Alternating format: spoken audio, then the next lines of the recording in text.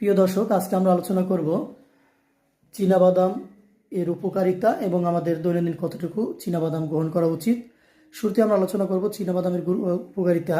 চীনাবাদামের মধ্যে থাকে উদ্ভিদ চর্বি বা লো ডেনসিটি লিপোপ্রোটিন, যেটা আমাদের হৃদরোগের ঝুঁকি কমাতে সহায়তা করে।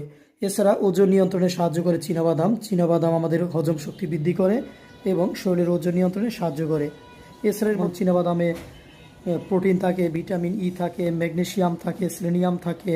এছাড়াও অনেক অ্যান্টিঅক্সিডেন্ট উপাদানের মধ্যে আছে, যেগুলো আমাদের শরীরকে ভালো রাখতে সাহায্য করে, ডায়াবেটিস নিয়ন্ত্রণে সাহায্য করে।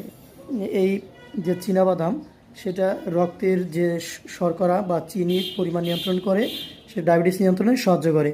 এছাড়াও এটা মানসিক স্বাস্থ্য ভালো রাখার জন্য কাজ করে এবং আমাদের যে হাড়, সে হাড় শক্ত মজবুত করার জন্য এই চীনাবাদাম উপকারী, কারণ এর মধ্যে থাকে ম্যাগনেসিয়াম এবং ফসফরাস, যা হাড়কে শক্ত করে।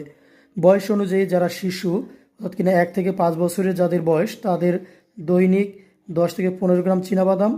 যারা কিশোর বা কিশোরী 6 থেকে 18 বছর যাদের বয়স, তাদের 20 থেকে 25 গ্রাম। যারা প্রাপ্তবয়স্ক, অর্থাৎ কিনা 19 থেকে 50 বছর, তারা 25 থেকে 30 গ্রাম।